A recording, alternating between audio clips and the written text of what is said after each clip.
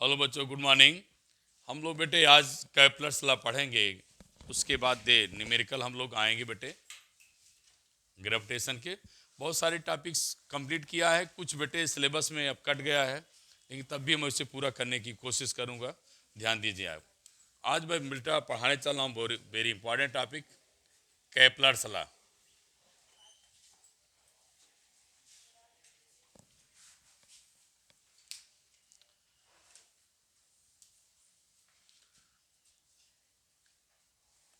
लिखो बेटा, Kepler's law of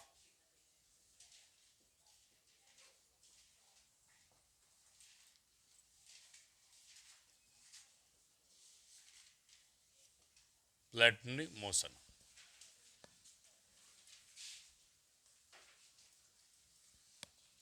आइए पहला लिखो बेटे, कैप्लर्स फर्स्ट लॉ क्या था?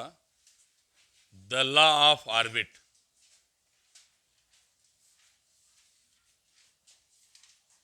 पहला लॉ था law of orbit. Law of orbit Kepler's ने बताया था बेटे, planet revolve around the sun. Every planet, तो आप पहले समझिए क्या बेटा, every planet revolve around the sun in elliptical orbit. आप जो बच्चे सुने होंगे, ये तो सर्कल है, ये आपका सर्कल है। टॉप और बॉटम के शेप को उभार दिया जाए, उठा दिया जाए, तो अब बेटे क्या बन जाएगा? एलिप्टिकल। तो क्या कह रहा है? Every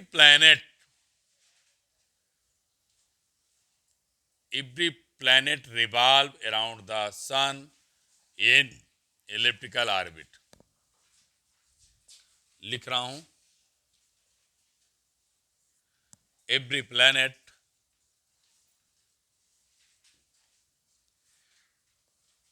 planet moves around the sun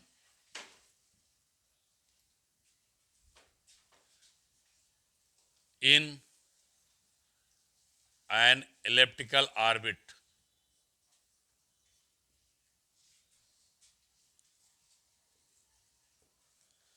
with sun।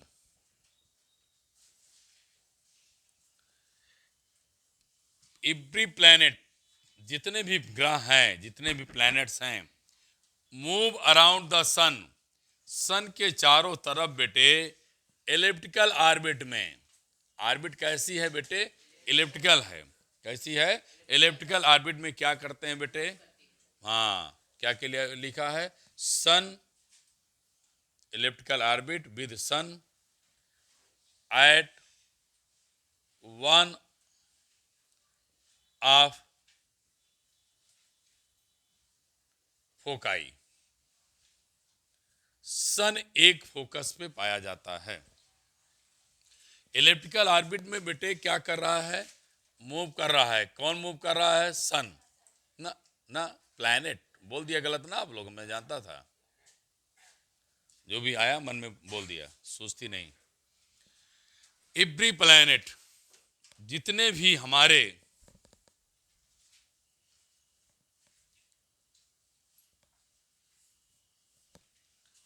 Planet हैं, every planet move around the sun in elliptical orbit. प्रत्येक प्लैनेट सन के चारों तरफ बेटे इलिप्टिकल ऑर्बिट में मूव करते हैं। विद सन, सन के साथ। And at the one of foci, उनका बेटा सभी का एक क्या होता है? फोकस होता है। लिख लिया सब लोग? बन गया बेटे? ये दो फोकस होते हैं बेटे, ठीक है। इसे पी मान लो, ये आपका पी डैश है।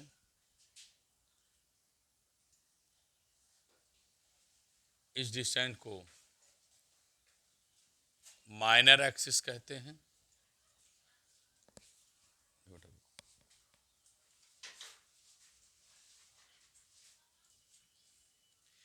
ये आपका माइनर एक्सिस है।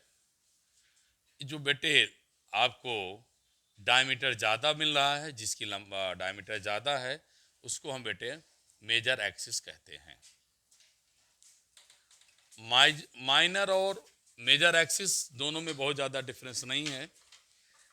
मैथमेटिक्स वाले बच्चे पढ़ते हैं बेटे, इसको 2a लिखा जाता है, इसको बेटे आपको 2b लिखा जाता है। जब बेटे सन जो है सन से प्लैनेट दूर पाए जाते हैं, उससे हम क्या लिख दिया, एफिलियन। उस पॉइंट को क्या बोला जाता है, एफिलियन पॉइंट। क्या बोला जाता है, एफिलियन। और जब प्लैनेट सन के पास होता है तब उसे हम बोलते हैं पेरी हिलियन पॉइंट। उसे क्या बोला जाता है बेटा, पेरी हिलियन पॉइंट। पास होना एफिलियन, जब सन के पास हो जाएगा तो उसे क्या बोलते हैं बेटा, पेरी हेलियन पॉइंट हो जाता है। तो मैंने आपको क्या समझाया, शायद समझ गए। क्या बोलो, हाँ, जब सन से बॉडी दूर हो, या आप लोग जियोग्राफी में सुना होगा शब्द, क्या अभी मैं लिख रहा हूं, बताइए, कोई सुना है? बायोलॉजी जियोग्राफी में सुना है? क्यों, अपोजी सुना है क्या? तो मत बोला करिए नहीं सुने, जब आता नहीं तो। अपोजी इसको बोला जाता है बेटा, अपोजी। जब सन से प्लैनेट दूर पाया जाता है, उस लार्जेस्ट डिस्टेंस, कहने मतलब है largest distance between sun and planet is known as apogee. और फिर इसको ज्योग्राफी का टर्म में भी है,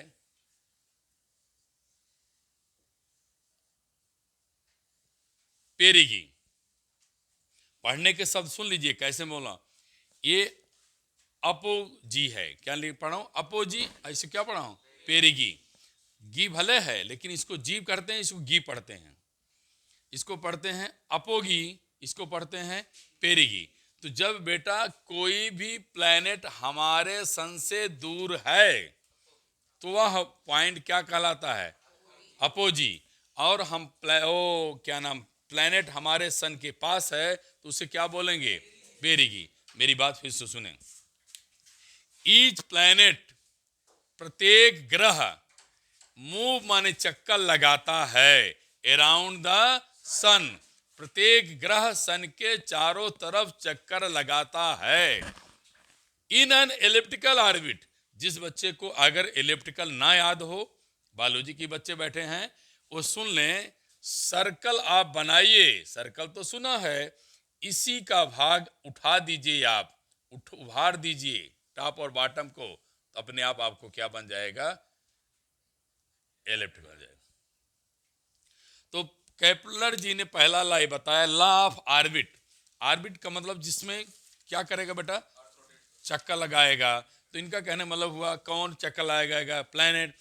एवरी प्लैनेट, प्रत्येक प्लैनेट किसके रिवॉल्व कर रहे हैं, सन के चारों तरफ। पाथ कैसा है, एलिप्टिकल। तो क्या बोला बेटे, each planet move around the sun. प्रत्येक ग्रह सन के चारों तरफ चक्कर लगाते हैं इन इलिप्टिकल ऑर्बिट। इलिप्टिकल में चक्कर लगाते हैं, सन एट वन फोकाई। वन फोकी मतलब इलिप्ट के दो फोकस होते हैं, लेकिन सन किसी एक फोकस पर सिचुएटेड रहता है। समझ में आ गया सबको? ये डिस्टेंस क्या है, मेजर, ये क्या है आपका, माइनर। अब लिखो law of area.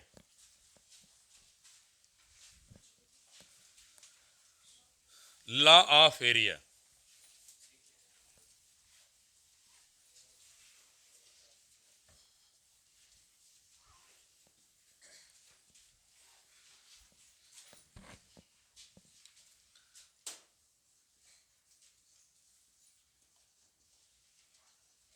Law of area. अब बेटे हमारी सुनिए बात, मैंने ये बताया था, अभी अभी बताया, सन के चारों तरफ जितने भी प्लैनेट हैं वह बेटे इलिप्टिकल ऑर्बिट में मूव करते हैं। ये पी है, ये क्यू है, ये आर है और ये एस है। अब इनका कहना है अगर यहां रेडियस आर ले लें, ये भी बेटे आर हो जाएगा। अगर कोई प्लैनेट पी से क्यू जाए और फिर वही प्लैनेट आर से यस आए, तो दिए गए टाइम में जितनी एरिया कवर करेगा वह कांस्टेंट होगा। मैं लिख के बता दूं, द लाइन ज्वाइन, ये लाइन ज्वाइनिंग लिख लो, line joining the sun to the planet covers out equal area in equal interval of time। चलिए, ये बात आ गई। मैं क्या ला रहा हूं, the line join the sun to the planet. बेटे प्लैनेट से सन को जो लाइन ज्वाइन करती है, the line join the sun to planet, sun से प्लैनेट को लाइन ज्वाइन जोड़ने वाली लाइन कवर्स इक्वल एरिया, जितनी एरिया कवर करती है दिए गए टाइम में, वह बेटे टाइम के इक्वल होती है। Equal area cover by planet around the sun equal to क्या, टाइम इंटरवल। फिर मेरी बात सुनो, equal area covered by planet in equal interval of क्या, टाइम। समान समय में समान एरिया कवर करता है कौन, प्लैनेट। नहीं समझ में आई बेटा, equal area cover equal time interval by the planet around the sun. Sun के चारों तरफ समान समय में समान एरिया क्या करता है बेटा, प्लैनेट कवर्ड करता है। अगर यह एक दूसरे के प्रोपोर्शनल हैं, तो मैं अगर आपको बताऊं, आप शायद सुनते चले आए हैं, जब भी प्रोपोर्शनल हटाते हैं तो कांस्टेंट आता है। तो मेरे बच्चे कांस्टेंट लिख दिया, da/dt लिख दिया। अब मेरी बात सुनिए, एक नया इसका स्टेटमेंट आ गया, da/dt को मैं बेटे, ए मीन्स एरिया, टाइम लग गया तो क्या नाम हो गया, एरियल वेलोसिटी। बोलो क्या बोला, areal velocity, areal velocity is constant. Areal velocity क्या है बेटे, कांस्टेंट। तो क्या लिखेंगे, d/dt इक्वल टू क्या, कांस्टेंट। समझ में आ गया बेटा, क्लियर। लिखिए प्रूव करूं, समझा तो समझ में आ गया। Every planet revolve around the in elliptical orbit, पहला उन्होंने क्या बताया। दूसरा ला बताया कि equal area cover in equal time interval. Equal area, समान एरिया, इक्वल एरिया इन इक्वल, जितना एरिया आएगा उतना टाइम, दोनों एक दूसरे के प्रोपोर्शनल होंगे। इट मीन्स उनकी एरिया वेलोसिटी क्या है, constant. Right, please very soon, जल्दी लिखें आप।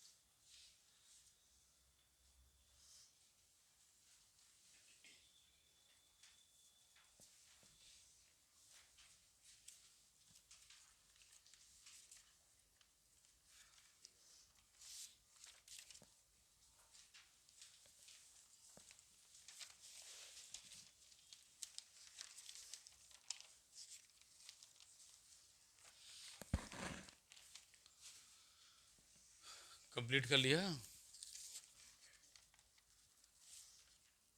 जल्दी करो भाई।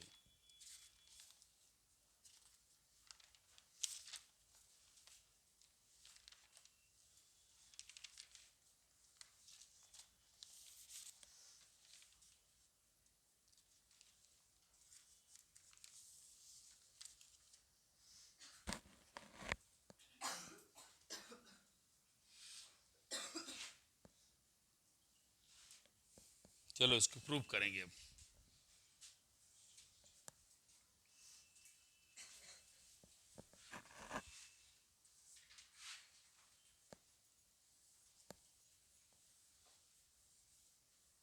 हमें अब दिखाना है बेटे कि एरियल वेलोसिटी कांस्टेंट है। कैसे दिखाएंगे आज देखें। आप लिखेंगे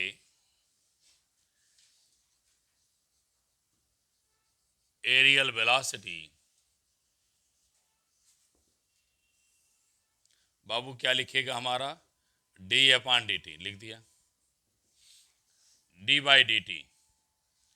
एरिया सपोज करिए रेडियस आर है, ये डिस्टेंस क्या है बी। डिस्टेंस क्या होता है, वेलोसिटी इनटू क्या बेटे, टाइम। डिस्टेंस क्या होता है, वेलोसिटी इनटू टाइम। यहां आर लिखो,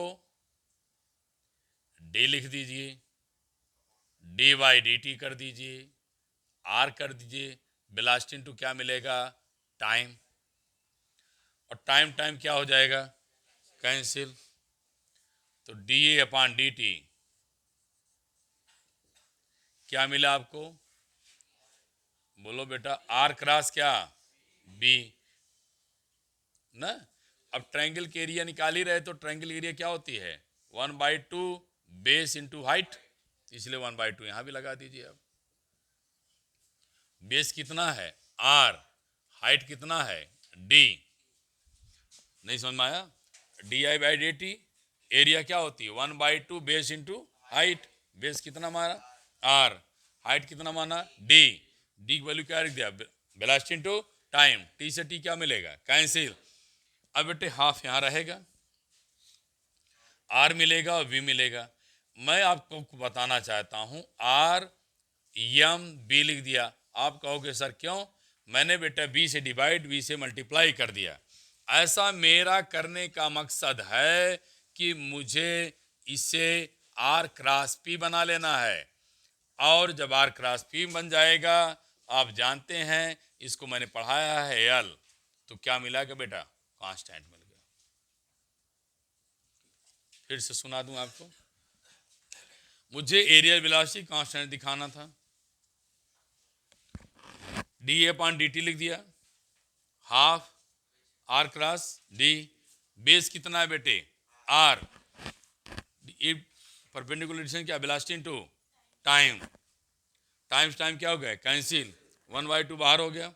आर क्रॉस क्या मिला बी, बी से डिवाइड बी से मल्टीप्लाई, ये क्या मिलेगा बेटा पी, आर क्रॉस पी क्या पढ़े यल, एंगुलर मोमेंटम।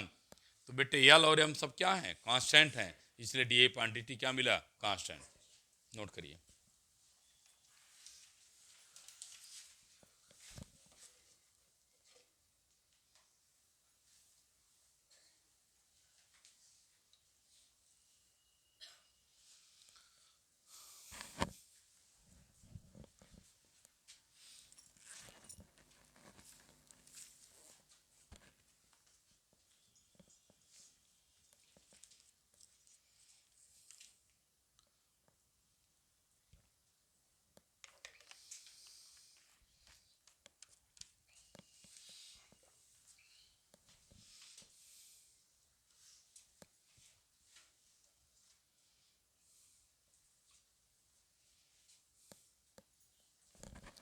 हो गया सबका,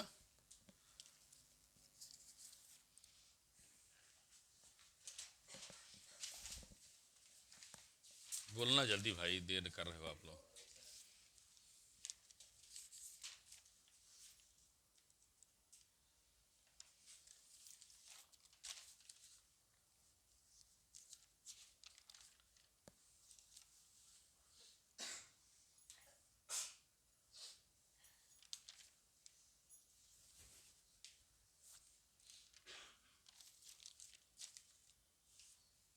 लिखो लॉ ऑफ पीरियड्स, उसके बाद फिर एनसीईआरटी सवाल देखेंगे। लॉ ऑफ पीरियड्स कंप्लीट हो गया बेटे।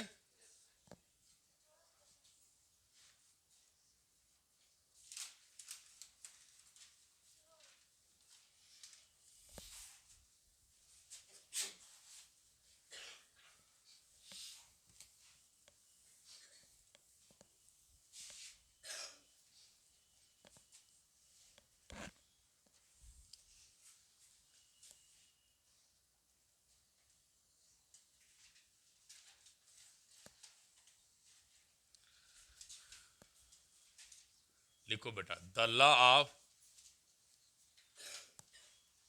पीरियड्स। पीरियड्स में जानते हैं ना, दोहराना। बोलो, पीरियड मीन्स दोहराना। कहने का मतलब हुआ बेटे कि जब ये क्या करेगा, रिवॉल्व करेगा। कौन करेगा? प्लैनेट करेगा।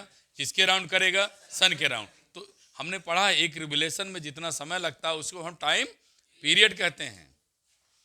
एक चक्कर पूरा करने में जितना समय लगता है उसे क्या बोलते हैं? Time period. तो बेटे मैं क्या किया, सुनना ध्यान से, तब आगे आपको स्टेटमेंट लिखाऊंगा। Square of time period, square of time period is directly proportional to cube of semi major axis, cube of semi major axis। तो अब आप समझिए फिर से क्या बोला, तब लिखिए तब मैं आगे समझाऊं। बोलो क्या बोला? Square of time period proportional to cube of semi major axis of the orbit. लिखिए the square of period of revolution of any planet, ध्यान से लिखो ना, the square of period of revolution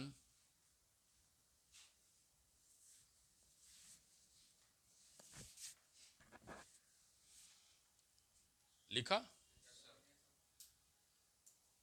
of any planet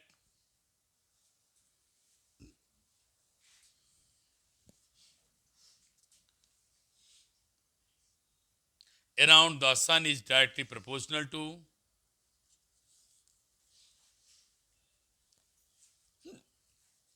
sun is directly proportional to cube of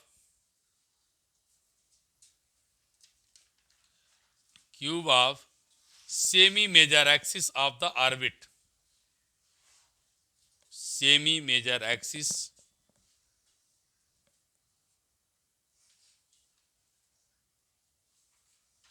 of the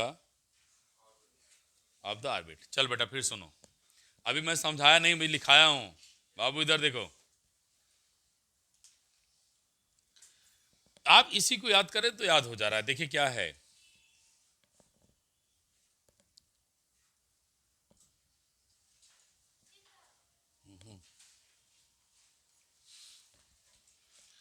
अब देखिए क्या लिख रहा हूं, इसी को आप पढ़ लें तो लर्न हो जाए, फिर हम इसको समझा दें कॉन्सेप्ट। देखो स्क्वायर ऑफ टाइम पीरियड, बस देखिए बहुत टफ नहीं है।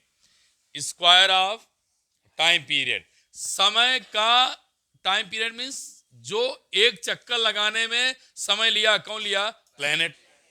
तो मैं क्या किया, square of time period of क्या? प्लेनेट।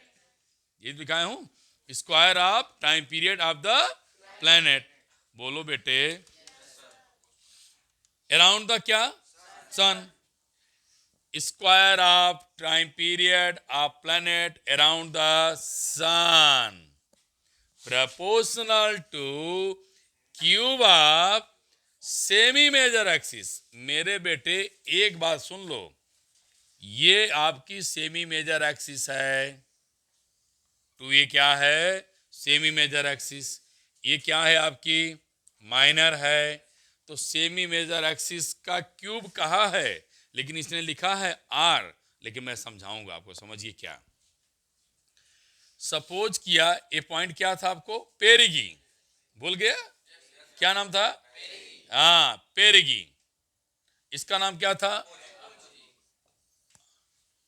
अपोगी। अरे फिर आप गलत पढ़ रहे हो, ये क्या है पेरिगी, ये क्या अपोजी। हाँ तो आगे सुनो, पेरिगी से सन की डिस्टेंस कितनी है, अपोगी से सन की डिस्टेंस क्या है R2। अब मेरा बेटा बोलो तू क्या लिख सकता है, 2a इक्वल टू क्या R1 प्लस R2, तो a इक्वल टू क्या R1 प्लस बाई 2। भैया कई जगह आप पाएंगे कि हम लोग इसको स्मॉल r दिखा देते हैं, क्योंकि दो टर्म का सम हो गया तो मैथमेटिक्स एवरेज बोल देती है। क्या बोल देती है, एवरेज। तो जो आर है ये मत सुनना कि फिक्स है, ये एवरेज वैल्यू है। आप जो बार बार लिख रहे हो cube of semi major axis. चलिए आगे बात करता हूं। अगर किसी ने t square proportional to a cube लिख दिया तो गलत मत काटना, वो भी आपकी डिस्टेंस है। और किसी ने बेटे आर क्यूब लिख दिया तो वो भी सही है। अब आप शायद समझ गए होंगे मैं क्या कहना चाहता हूँ, समझ गए ना। ऐसे भी लिखेंगे, जब आप किसी स्टैंडर्ड बुक से पढ़ेंगे, न्यूमेरिकल लगाएंगे, तब आपको ऐसा लिखा मिलेगा, तो आप परेशान नहीं होंगे। इसलिए मैं थोड़ा सा आपको और आगे बढ़ा के बता दिया। भाई आर क्यूब लिखा है सेमी मेजर एक्सिस, तो सेमी मेजर एक्सिस तो 2a है। यहां से डिस्टेंस क्या है R1, यहां डिस्टेंस क्या है R2, कैसे R हो गया, नहीं वो एवरेज है। तो मैं बात थोड़ा सा ज़्यादा स्टैंडर्ड पढ़ा दे रहे हैं, झोली में भरे जाइएगा, घर बैठ करके पुटकी खोल खोल देख लिया करिएगा, हो सकता है समझ में आ जाएगी। ठीक है, फ्री में जो मिल जाए ले जाइए, ये भारतवासियों का काम है, फ्री में पाएंगे तो घर नहीं भरेगा तो वो उठा लाएंगे। आगे बढ़े, जल्दी करो बेटा, न्यूमेरिकल मुझे आना है। वो एक न्यूमेरिकल है एनसीईआरटी का।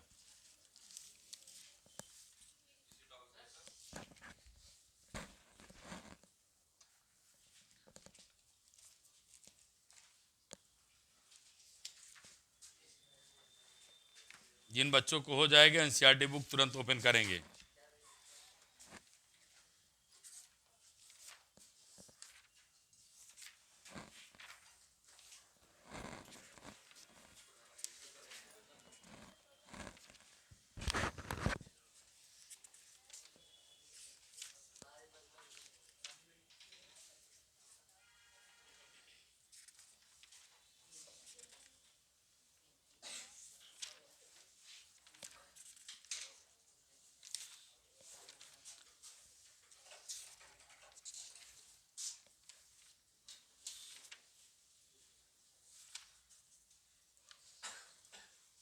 चलिए क्वेश्चन नंबर बेटे एनसीईआरटी निकाल लीजिए। क्वेश्चन नंबर आपका है 14।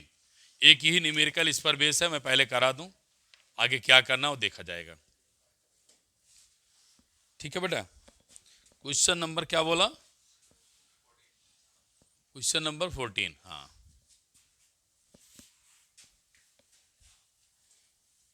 तो याद हो गया ना साहब को। Every planet revolve around the sun कहाँ, in elliptical orbit, areal velocity constant, cube of time period is proportional to cube of semi major axis. बोलो याद, याद हो गया बेटा सबको कि पक्का बोलो, आया कि नहीं आया, आ गया ना।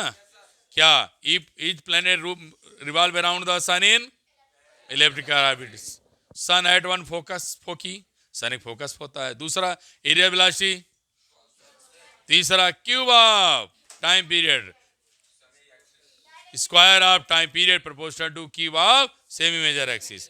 कम विद न्यूमेरिकल। आइए बेटे लिखा है ध्यान से सुनेंगे बेटे। क्या लिखा है बोलो, पढ़िए, पढ़िएंगे। क्वेश्चन किताब लाए हैं?